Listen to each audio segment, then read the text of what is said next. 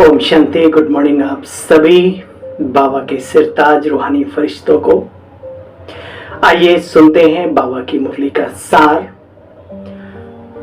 वो गहन मनन चिंतन करने योग्य शिक्षाएं जो हमारे जीवन को सद्गुण सर्व शक्तियां बाबा के दिए हुए जितने भी खजाने हैं उनको अपनाने में मदद करती हैं। तो आइए साकार मुरली का सार 03/03/2003 है ना, यानी 3 मार्च 2023 की मुरली के महावाक्य हैं ये। आज मीठा बाबा देखो हमें क्या अपनी पत्री में, चिट्ठी में, संदेश में भेजा है उसने। मीठे बच्चे, जब स्वच्छ पौधों पर, अब देखो मैं हमेशा कहता हूं, अपने मन में कोई स्वच्छ पौधा ले आओ जो सुंदर हो, हरा भरा हो। जब स्वच्छ पौधों पर 5 विकारों की मैल चढ़ती है, मिट्टी चढ़ जाती है ना पत्तों पर, तब भ्रष्टाचार बढ़ता है। अब यहां आत्मा की बात है। हम इतने स्वच्छ थे, जन्म लेते लेते लेते कलयुग में कितने मैले हो गए। मीठे बच्चे, जब स्वच्छ पौधों पर 5 विकारों की मैल चढ़ती है तब भ्रष्टाचार बढ़ता है। अब तुम्हें श्रेष्ठाचारी बनना और दूसरों को बनाना भी है। अब तुम्हें ऐसे समय पर पूरा भ्रष्टाचार फैल गया हो कैंसर की तरह से, ऐसे समय पर बाबा क्या कहते हैं, अब तुम्हें श्रेष्ठाचारी बनना पहले, फिर और कोई बनाने की सर्विस अवश्य करनी है। प्रश्न, श्रेष्ठ बनने के लिए श्री श्री शिव बाबा की श्रेष्ठ मत कौन सी मिलती है? उच्च कोटि का बनने के लिए, अन्य आत्माओं में श्रेष्ठ बनने के लिए कौन सी श्रीमत बाबा देते हैं? सुनो, बाबा कहते हैं श्रेष्ठ बनने के लिए बाप की श्रीमत मिलती है, बच्चे कम से कम 8 घंटे मेरी सर्विस पर रहो।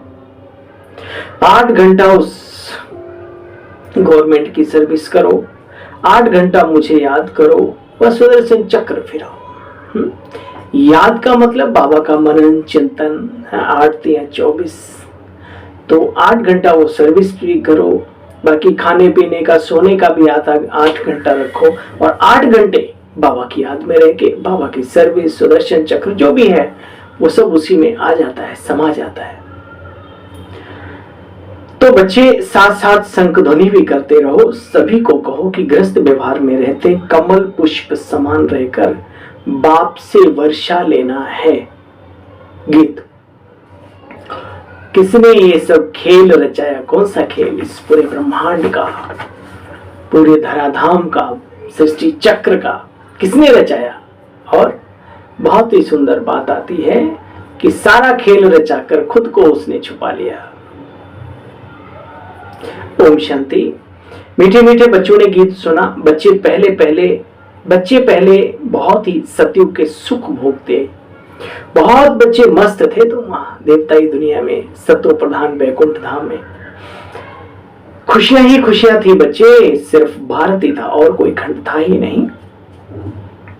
भारतवासी यथा राजा रानी तथा प्रजा, सब बहुत बच्चे मजे में रहते थे। सभी मजे में रहते थे, दुनिया ही मजे की थी, खुशी पे थे।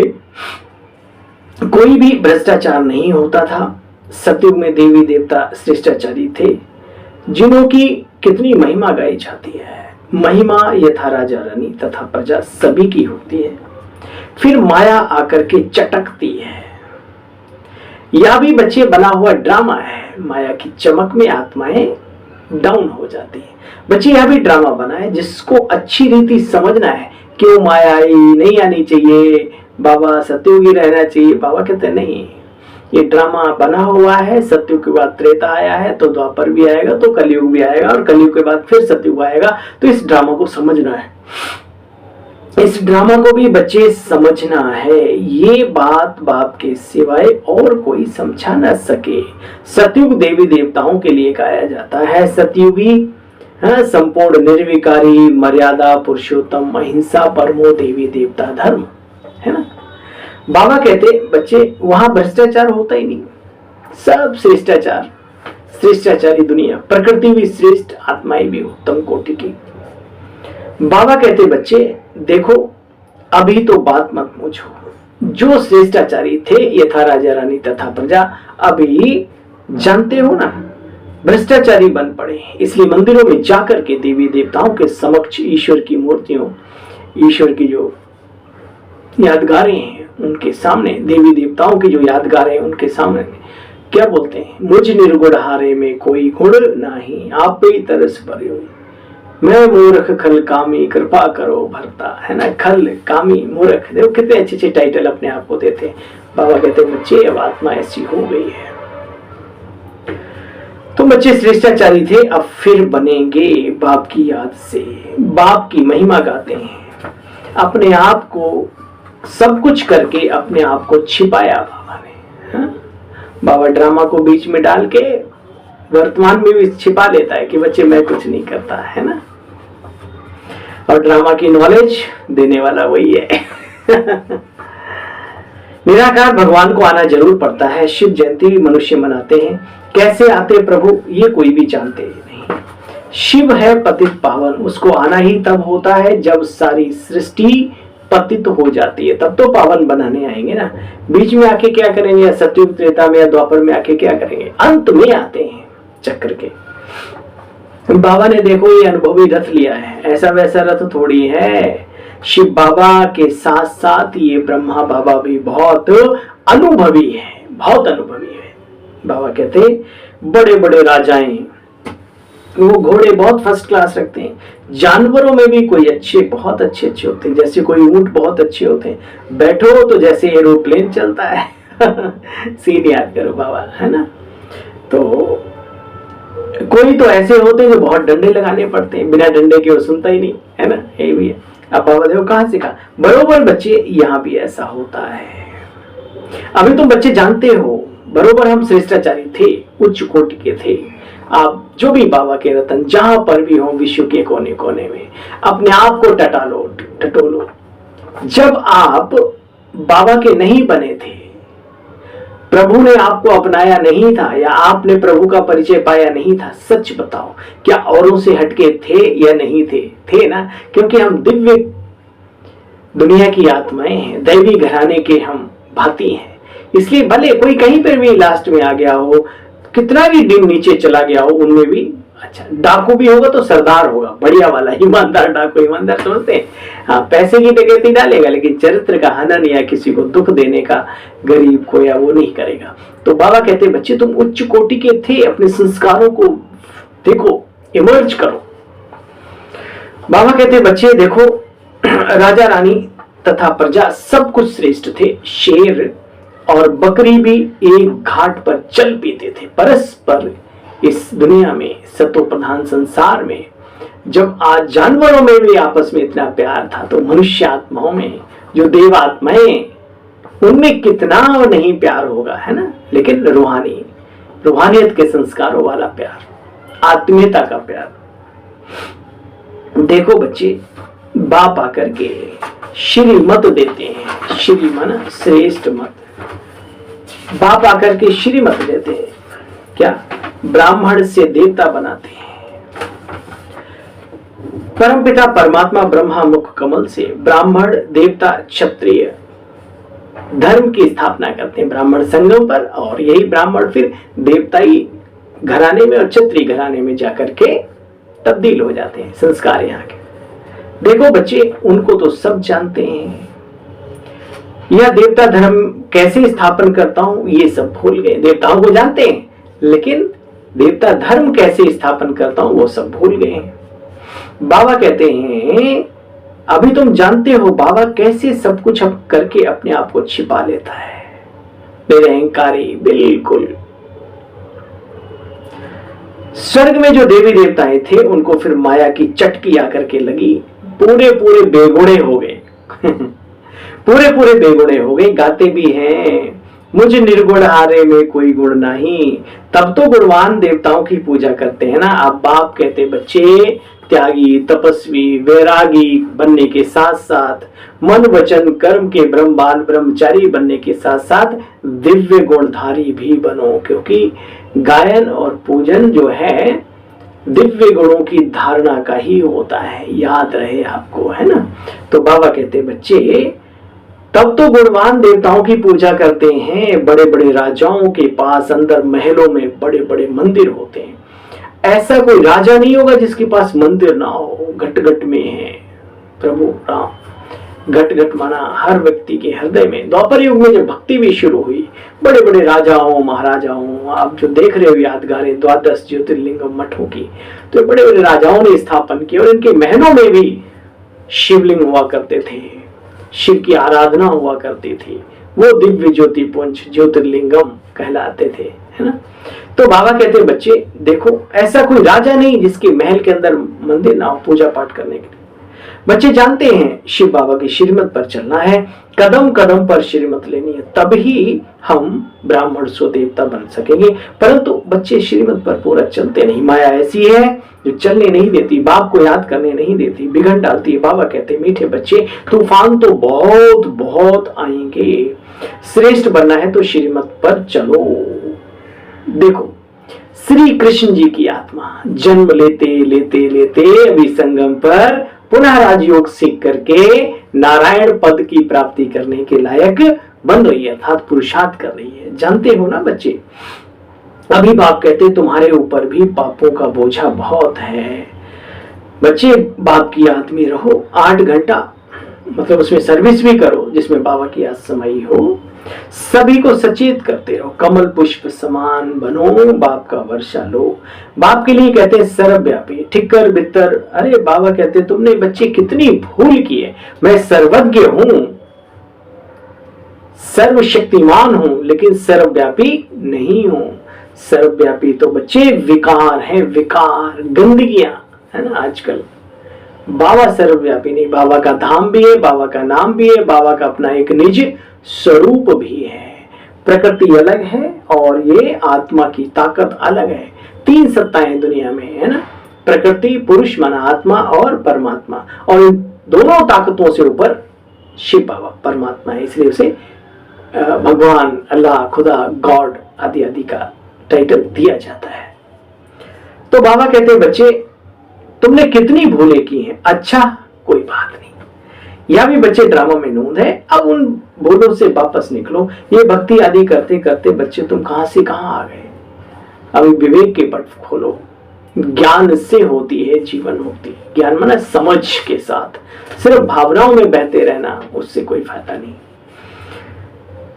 बच्चे भूल जाते हैं माया रावण कैसे चाल चलता है, कोई भी जानते नहीं है।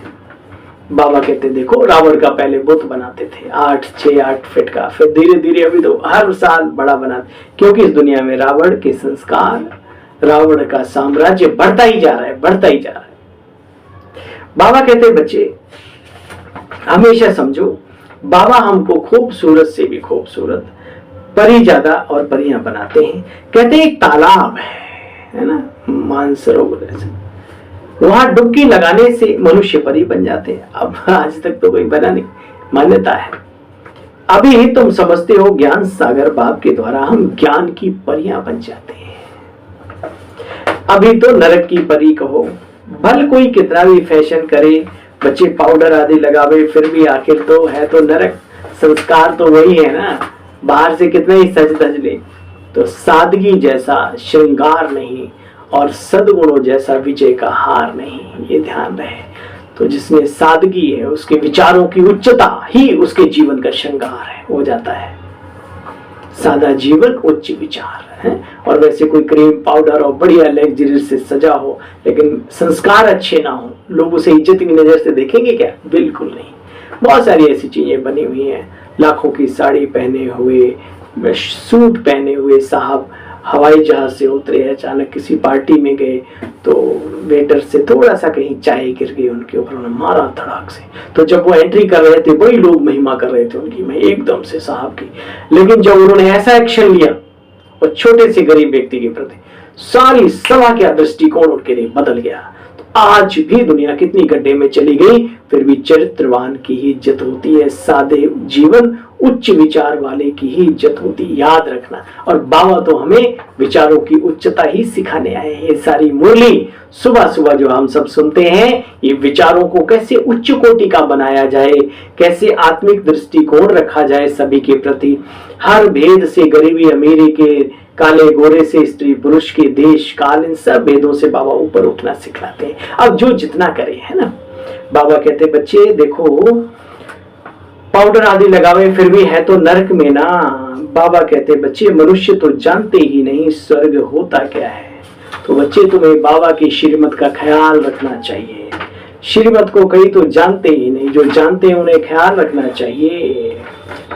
गाते हैं मनुष्य क्या, तुम मात पिता हम बालक तेरे, तुम्हारी कृपा से सुख घने रे। कौन से माता पिता की? शारीरिक माता पिता की बात नहीं, ये बात है ईश्वरीय सत्ता की, जो आत्मा का पिता है, माता है, उस निराकार की। क्योंकि शरीरधारी को माता कह लो या पिता कह लो, दोनों टाइटल नहीं दे सकते, लेकिन वो हमारा सर्व संबंधी है, वो दिव्य ज्योति पुंज। अब इन बातों को तुम बच्चे जानते हो।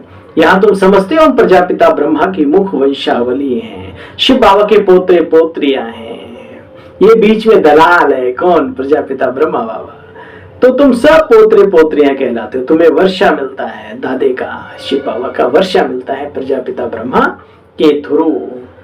देखो बच्चे, कोई को अगर क्रोध आता है तो समझना चाहिए हमारे में अभी भूत विराजमान है, भाई निकाल दो, नहीं तो बहुत खतरा होने वाला है। दूसरों का तो क्या, अपना ही। हम श्रेष्ठाचारी कैसे कहला सकते हैं जबकि हमने भूतों को पाला हुआ है। तो मैं श्रेष्ठाचारी बनने का पुरुषार्थ जरूर जरूर जरूर करना है। अच्छा, मीठे मीठे सिक्की लधे बच्चों प्रति माता पिता बाप दादा का याद प्यार और गुड मॉर्निंग। रूहानी बाप की रूहानी बच्चों को नमस्ते बोलो। हम सब रूहानी बच्चों की बाबा आपको भी नमस्ते नमस्ते नमस्ते। थैंक यू, शुक्रिया बाबा। दिल कहे तेरा लाखों लाख अनगिनत बार शुक्रिया। जीवन बनाने वाले तेरा लाख शुक्रिया। बाप की याद धारणा का सार है। बाप की याद ज्ञान सागर, बाप की याद और ज्ञान सागर के ज्ञान से सुंदर परी बनना है। कदम कदम पर बाबा की श्रीमत जरूर लेते रहो कि इस समय पर बाबा की जो श्रीमत है वो क्या कहती। कहीं परिस्थिति हो, कोई प्रॉब्लम हो, कोई ऐसा धारणा की बात कुछ भी हो। अब ज्ञान तो है ना पूरा, ये मुरली ही तो श्रीमत है। इसमें से पॉइंट छाट लो कि बाबा ने किस समय के लिए क्या श्रीमत दी हुई है। और नहीं तो अगर योग्य है, योगी है तो तुरंत बाबा के पास गए, बाबा ये कार्य हमारे लायक है, हम इस कार्य के लायक हैं या नहीं है। तुरंत टच हो जाएगा, बस उसको एग्री कर लेना, समझ लेना, उसको एक्सेप्ट कर लेना। कदम कदम पर श्रीमत जरूर लेनी है। श्रेष्ठाचारी बनने के लिए अंदर से भूतों को निकाल देना है। कोई भी भ्रष्ट बनाने वाला काम बच्चे आप नहीं करो। जो बीत गया सो बीत गया। आज वरदानी वरदाता बाबा का वरदान हम सब आत्माओं के लिए, हम सब अपने अपने अपने बच्चों के लिए बाबा वरदान दे रहा है। भगवान वरदान दे रहा है। वो परम सतगुरु, गुरुओं का भी गुरु, वरदाता वरदान दे रहा है। क्या दे रहा है? सुन। समस्याओं रूपी पहाड़ को उड़ती कला द्वारा सेकंड में पार करने वाले सहज पुरुषार्थी भव। देखो बच्चे, बाप दादा कहते हैं बच्चे, हिमालय पर्वत जितनी बड़ी समस्या को भी पार करने के लिए उड़ती कला की विधि को अपनाओ। आत्मिक स्थिति में आ जाओ। उस समय पर एकदम कोई भी समस्या, जैसे ब्रह्मा बाबा के सामने भी कोई समस्या का वर्णन करता था, बाबा चले जाते थे ऊपर और समस्या का हल भी ढूंढ लाते थे, हो जाता था हल। आज भी हम समस्याओं में उलझने की बजाय अपनी स्थिति को स्ट्रॉन्ग कर लें तो आप देखेंगे वो समस्या रहती नहीं है।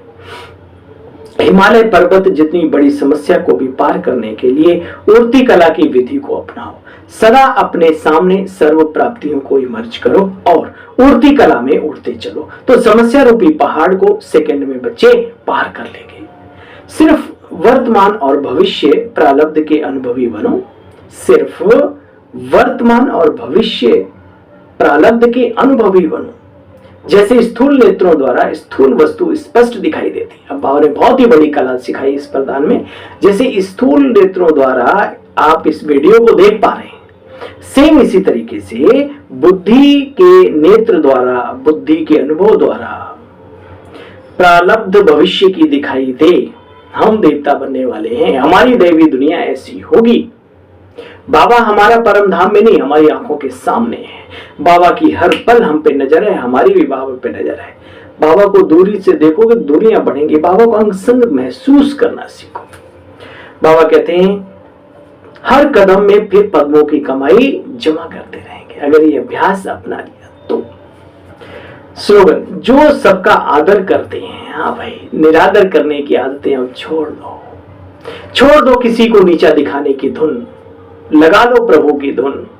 उठा सकते हो तो ऊंचा जरूर उठाओ किसी को, लेकिन डाउन करने का संकल्प कभी ना आवे, वरना काहे के ज्ञानी, काहे के योगी, काहे के पुण्य कर्मी, है ना, काहे के दुआओं का खाता जमा करने का, नहीं, कोई नहीं कर पाएंगे। इसलिए ये घृणा जो अंदर में काम करती है, नफरत जो काम करती है, ये दूसरों को नीचा दिखाने के संस्कार पैदा करती है, इसको हटा दो।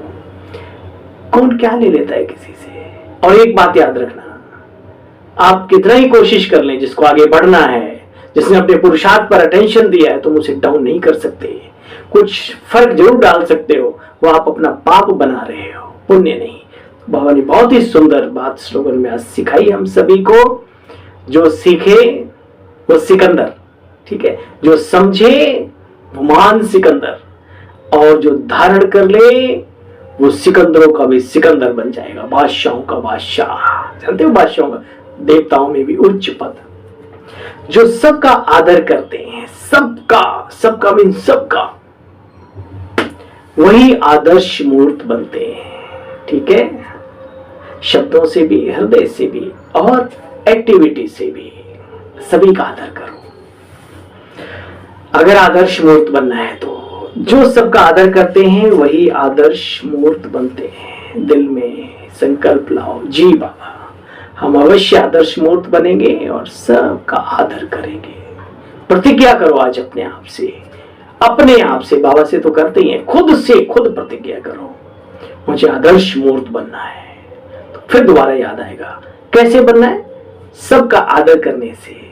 ठीक है, अच्छा, ओम शांति, ओम शांति, ओम शांति। बाबा मिलन की मस्ती में, राजयोगी जीवन के लगन में आप सब सदैव मस्त रहें, खुश मौज बहार में रहें। इन्हीं दिल की शुभकामनाओं के साथ अपने इस छोटे से सेवा साथी भाई को विदाई दीजिए आज की, और कल पुनः मिलते हैं आप सबके समक्ष ईश्वरीय वाणी का सार तंत्र निचोड़ लेकर के, वो शिक्षाएं जो हमारे जीवन को सादगी से भर दें, वो शिक्षाएं जो हमें अंदर से स्ट्रॉन्ग बना दें, वो शिक्षाएं बाबा की मुरली से जो हमारे जीवन को उच्च कोटि का पुरुषोत्तम बनाने का कार्य करें। अच्छा, ओम शांति, ओम शांति, ओम शांति।